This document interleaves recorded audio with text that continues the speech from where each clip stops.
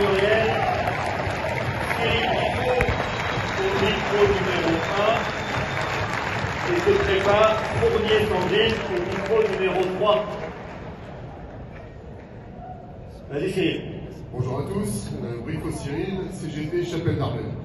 Donc nous on est ce qu'on appelle les papchap, donc c'est sur la fin ils vont rester, donc moi Cyril Brifo, j'ai un Sénégal et un Botoxer qui sont dans les tribunes invitées là-bas derrière. Je suis venu ici pour vous parler un petit peu de la Chapelle d'Arbel. Je ne peux pas vous faire toute l'histoire de la lutte. Chapelle d'Arbel, la lutte a commencé au moins pour éviter sa fermeture le 10 septembre 2019. Et je peux vous dire aujourd'hui, c'est la CGT qui a sauvé la Chapelle d'Arbel. Et ça c'est une réalité.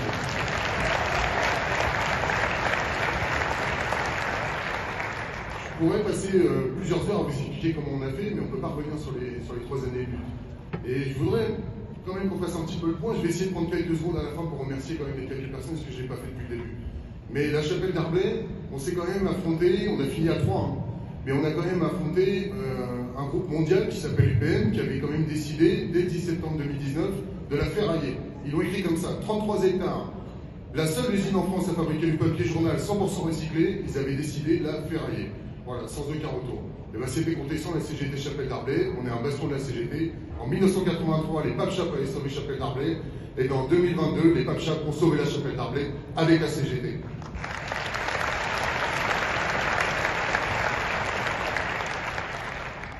Donc je ne peux pas revenir sur tout ce qu'on a fait, j'espère qu'on pourra maintenir malgré les horaires le débat, je crois qu'il était prévu ce soir, parce que ça pourrait être intéressant d'expliquer un peu à tout le monde.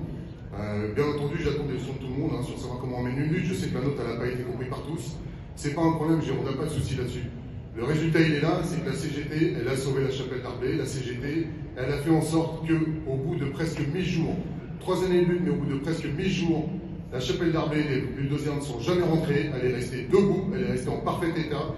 Et le 10 mai 2022, elle a été grande première, préemptée, tout entière, pour permettre son rachat derrière par des industriels. Ça a été permis par la CGT. Son rachat a été permis par la CGT. On est toujours sur place, nous trois, et on continue à œuvrer son redémarrage parce que la grande victoire, c'est quand il y aura de la fumée au-dessus et qu'on refabriquera de la matière avec nos salariés à la CGT. Ça, c'est important. Malgré que ce soit un bastion, c'est important de l'entendre. C'est comme ça qu'on réussit, c'est quand on est unis. Alors, on a fait de très belles actions.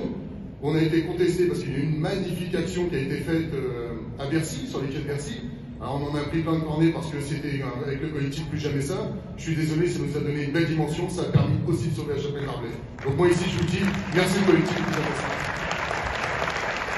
On a eu tellement de défiance autour de la sauvegarde de la Chapelle d'Arbel qu'il a fallu qu'on s'associe à tous ceux qui voulaient bosser. Voilà ce qu'on a fait, on a travaillé avec tous ceux qui voulaient bosser. Et ça n'a pas été un problème puisqu'on a trouvé la CGT pour travailler. La CGT qui bosse, il y en a partout.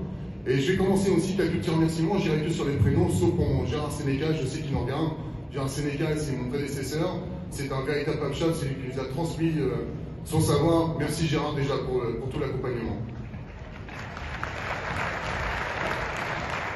Et ensuite, on va mettre un petit peu d'intime là-dedans, je vais dire merci à Pascal et Corinne qui sont dans le coin et qui nous ont toujours suivis.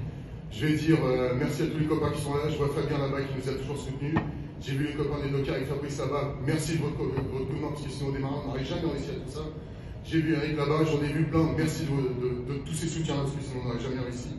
Je peux vous dire qu'on nous a tous regardé, on était trio, le bon, la brute, le truand, voilà, on a fait tout le cinéma parce qu'il fallait que ça se voit.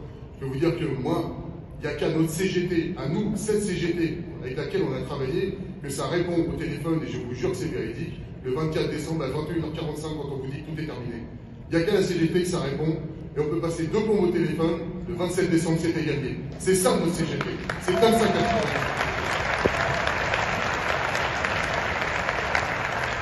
Il reste quelques secondes, je vais aller très vite. Je vais juste, j'en passer quelques-uns, tant pis, mais merci Didier, merci les copains du Vide pour toute l'action qu'on a pu faire. Merci Elsa, merci Philippe, merci David, merci Marie, merci à vous tous. On l'a sauvé cette putain d'usine. Merci à vous. Merci à toi Cyril, merci bien. Encore bravo. Sandrine.